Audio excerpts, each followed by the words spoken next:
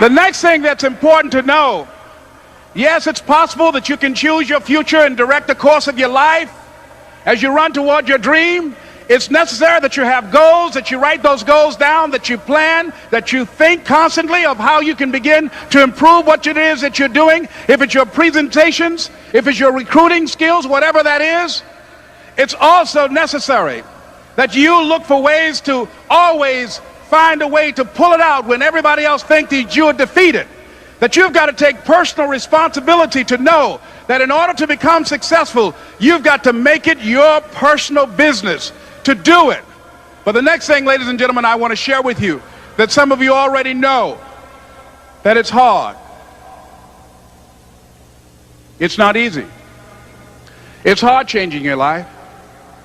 It was hard when just over 3 years ago in the Penobscot building in Detroit, Michigan, where I was operating my business, and I fell on some hard times, and I was sleeping in my office.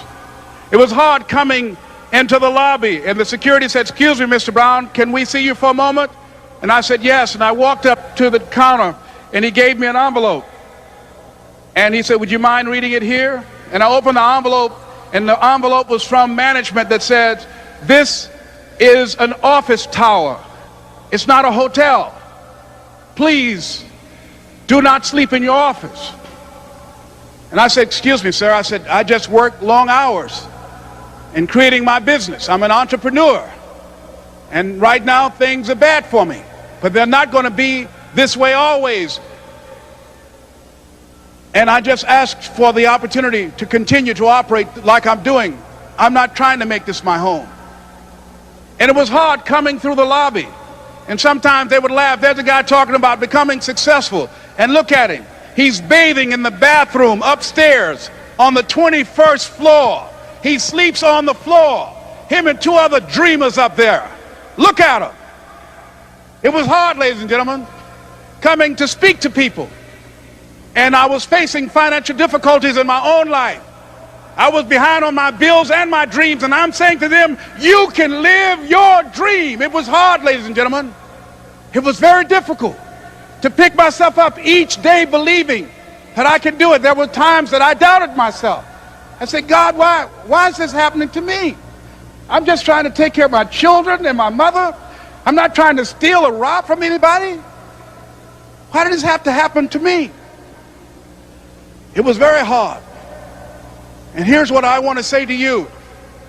For those of you that have experienced some hardships, don't give up on your dream. No one could have convinced me by holding on, by continuing to push forward, by continuing to run toward my dream, that one day I would have my own talk show. It's a long shot, ladies and gentlemen, from Liberty City, an abandoned building on a floor, never knowing my mother or father. It's a long shot. Being here with you today in this dome in Atlanta, it's a long shot. No college training, labeled educable, mentally retarded, but I kept running toward my dream.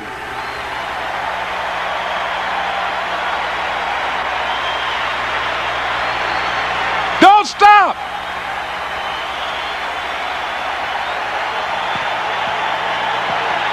Don't stop.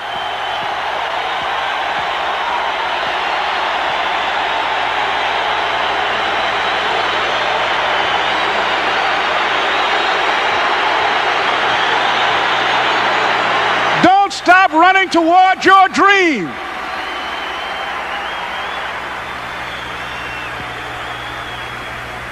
It's very important as you hold on to that dream.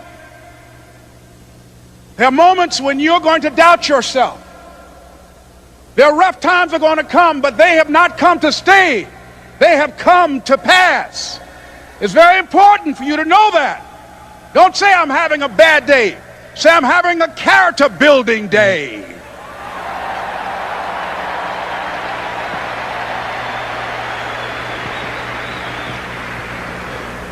It's very important for you to believe that you are the one to make this happen. I remember this high school teacher, Mr. Leroy Washington, At the end of school one June, it was just a few days before we were supposed to leave, and I just got my report card, and it indicated that I'd failed history, and I'd failed English, and I would have to go to summer school.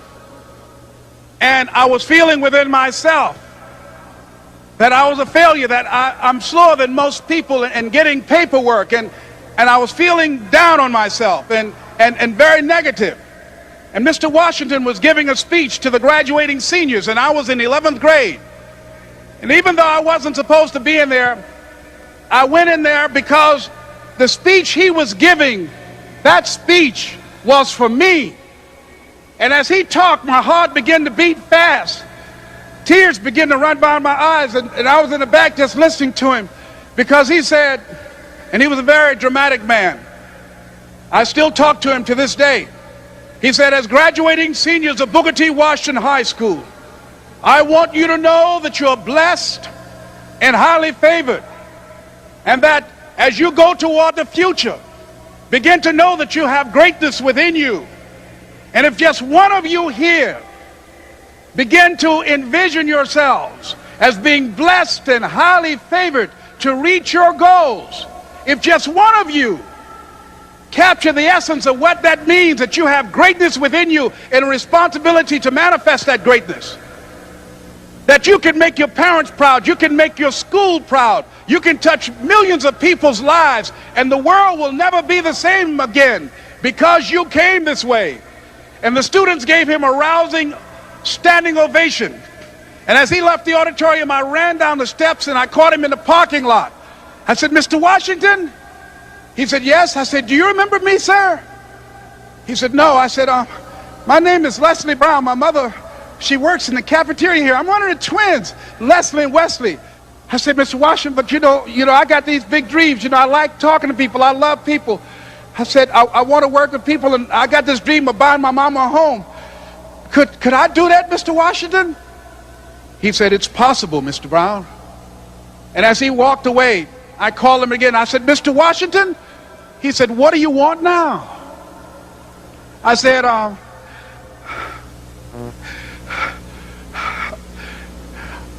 the one, sir. I said, I'm the one. You remember me, sir. I'm Miss Mamie Brown's boy. I'm the one. I'm the one.